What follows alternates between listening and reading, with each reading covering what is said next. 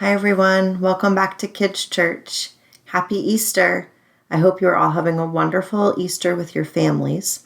And I want to say thank you to everyone who came through our drive-through event yesterday. It was so great to see so many of you, and I hope you're enjoying all the things that you got in your bags and you're putting your crafts together and enjoying the candy that was in all the eggs that we sent home.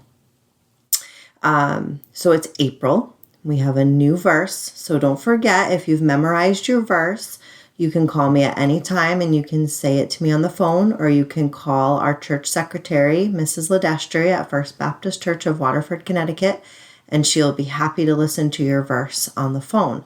So we have a new verse today. All right, ready? Okay. For everyone who calls on the name of the Lord will be saved. Romans 10, verse 13. We'll say it again. For everyone who calls on the name of the Lord will be saved. Romans 10, verse 13. Okay, so last week we ended our story with Jesus dying on the cross, and I told you that it was going to get better. Okay, so we're going to hear the Easter story. Pretty appropriate for today being Easter, right?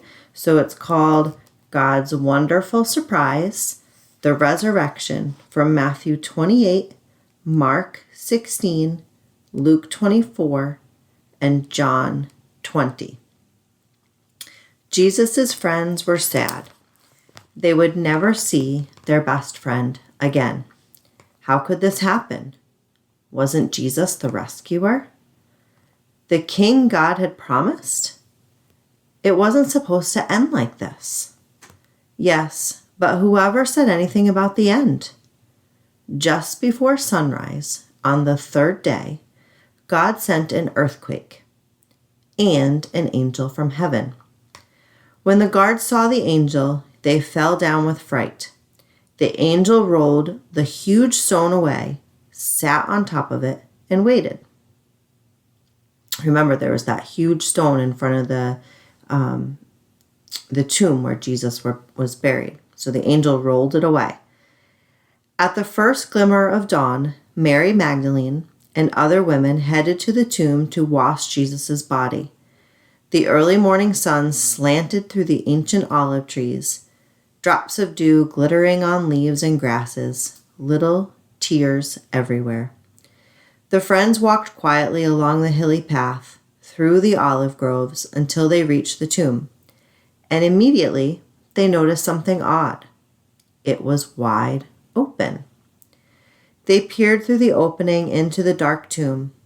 But wait, Jesus' body was gone. All right, here's your picture. You can see them walking up to the tomb and noticing that the stone was rolled away and that it was wide open there. And something else. A shining man was there with clothes made from lightning. Don't be scared, the angel said. But they couldn't help it. They screamed anyway.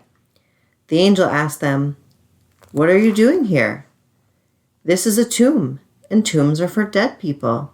The women couldn't speak. "Jesus isn't dead anymore," he said.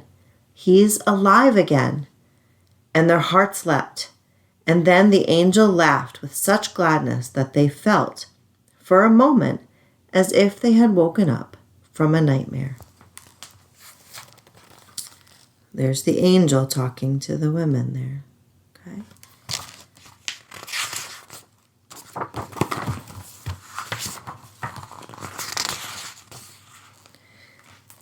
The other women rushed home, but Mary stayed behind. How could it be true? Jesus was definitely dead. How could he be alive? Just then, Mary heard someone else in the garden. Perhaps it's the gardener, she thought. He'll know where Jesus' body is. "I don't know where Jesus is," Mary said urgently. "I can't find him." But it was all right. Jesus knew where she was, and he had found her. Mary. Only one person said her name like that. She could hear her heart thumping. She turned around. She could just make out a figure. She shaded her eyes to see and thought she was dreaming. But she wasn't dreaming. She was seeing. Jesus! Mary fell to the ground. Sudden tears filled her eyes and great sobs shook her whole body. And all she wanted in that moment was to cling to Jesus and never let him go. You'll be able to hold on to me later, Mary, Jesus said gently, and always be close to me. But now go and tell the others that I'm alive. So you can see there in the picture, there's Mary seeing Jesus for the first time after he rose from the dead. Mary ran and ran all the way to the city. She had never run so fast or so far in all her life. She felt she could have run forever. She didn't even feel like her feet touched the ground. The sun seemed to be dancing and gleaming and bounding across the sky, racing with her and shining brighter than she could ever remember in the clean, fresh air.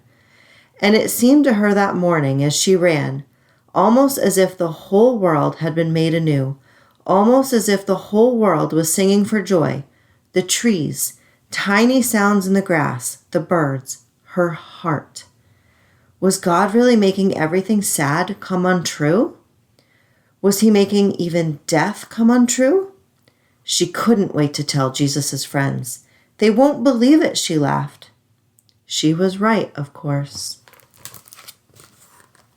So here she is running to tell Jesus' friends just like he told her to do.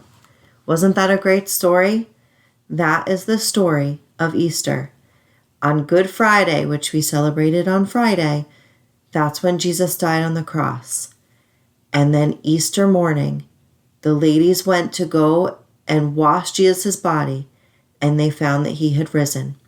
And Jesus appeared in the garden, so they knew that it wasn't just some story.